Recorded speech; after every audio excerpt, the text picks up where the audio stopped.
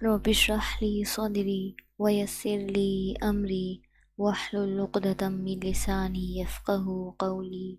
رب زدني علما رب يسر ولا تعسر وتمم بالخير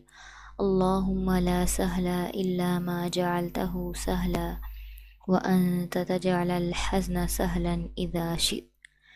اللهم انفعنا بما علمتنا وعلمنا ما ينفعنا وزدنا علما اللهم إني أسألك علما نافعا وعملا متقبلا ورزقا طيبا والسلام علیکم ورحمۃ اللہ وبرکاتہ۔ کیسے ہیں آپ سب؟ امید کرتی ہوں کہ ایمان اور صحت کی بہترین حالت میں ہوں گے انشاءاللہ تعالی۔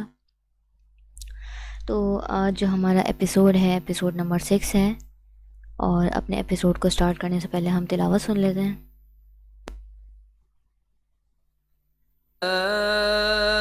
أيها الذين آمنوا اجتنبوا كثيرا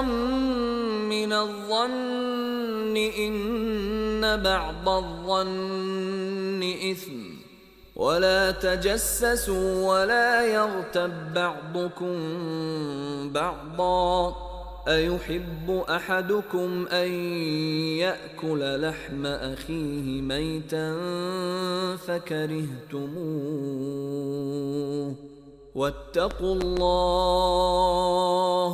إن الله تواب رحيم۔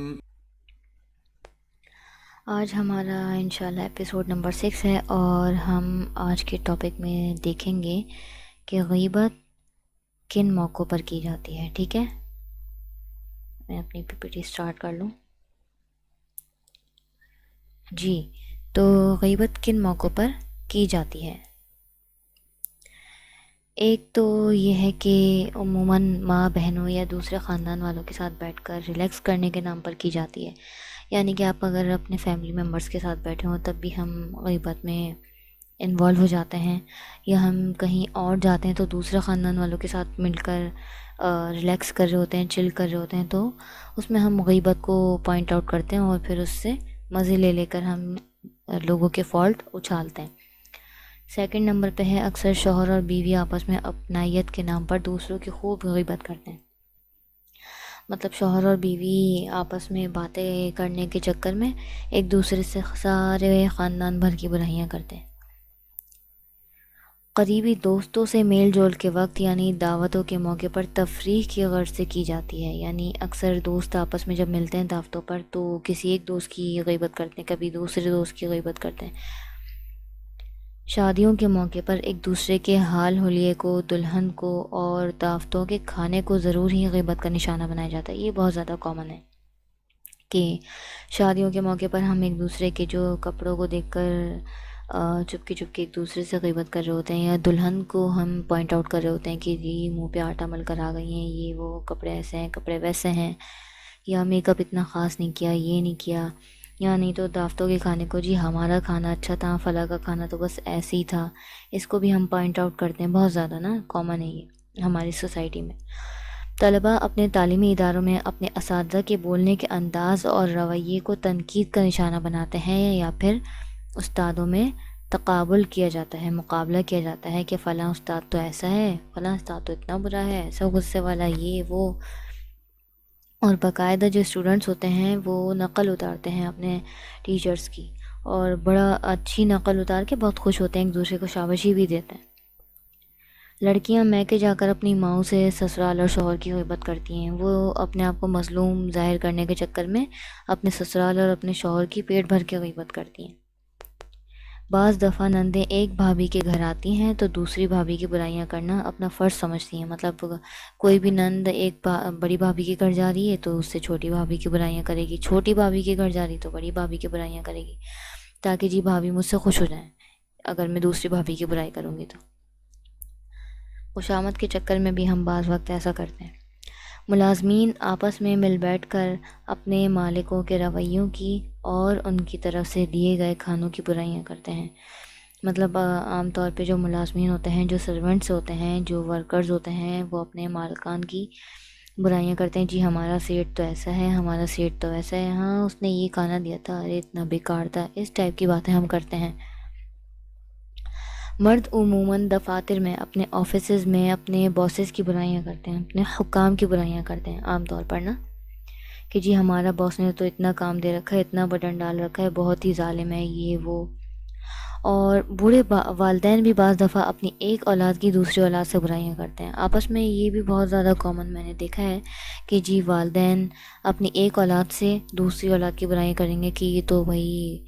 یہ اس بچے میں تو فلاں فلاں برائی ہے، یہ تو دیر تک سوتا ہے، یا یہ کھاتا ہے، یہ کام نہیں کرتا، فلاں کام نہیں کرتا، یہ عام طور پر،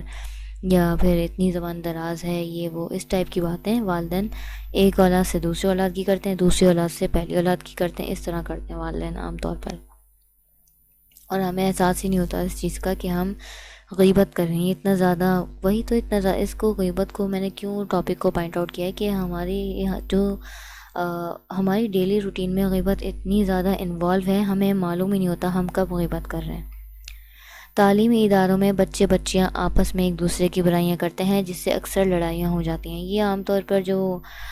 ٹینیجرز لڑکیاں ہوتی ہیں نا، جو 9-10 کی لڑکیاں یا 7-8 کی لڑکیاں ہوتی ہیں، یہ عام طور پر جی نئے نئے بیسٹ فرینڈ بنانے کے چکر میں، فرینڈس بنانے کے چکر میں ایک فرینڈ کی برائی کر کے جی دوسری فرینڈ کو اپنی بیسٹ فرینڈ بنانے کے چکر میں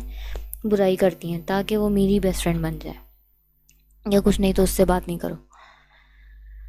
اچھا جی، بیویاں شوہروں سے ساس اور نندوں کی برائیاں کرتی ہیں، یہ بھی بہت زیادہ کامن ہے۔ بیویاں کیونکہ تنگ آئی ہوئی ہوتی ہیں یا پھر کچھ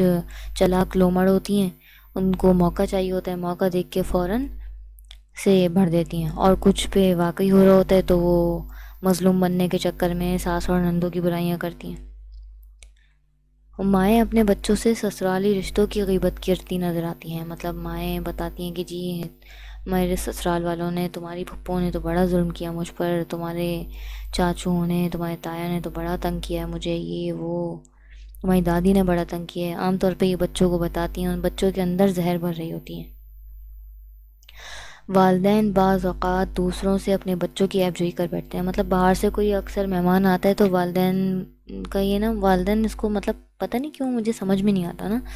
کوئی اگر مہمان آتا ہے تو جی ہمارا بچہ تو بڑا ناکار ہے، ہاں ماشاءاللہ آپ کا بچہ بڑا اچھا ہے، وہ اپنے بچوں کی تعریفیں کر رہے ہوتے ہیں خوب پیٹ بھر کے، اور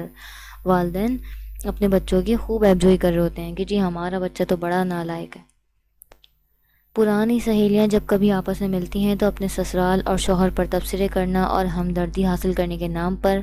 ان کے عیب بتانا بھی ضروری سمجھتی ہیں، مطلب جو سہیلیاں آپس میں بیٹھتی ہیں، ہاں اور بتاؤ تمہارے سسرال میں کیا چل رہا ہے، اے بہن کیا بتاؤں میرے سسرال میں تو یہ چل رہا ہے، میرا شوہر تو ایسا، میری ساس تو ایسی، عام طور پر سہیلیاں بھی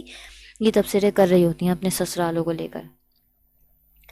مرد دعوتوں میں سیاست کے نام پر صدر، وزیر اعظم کی خوب برائیاں کرتے ہیں اور فلم ایکٹرز کے اسکینڈل کو چھال کر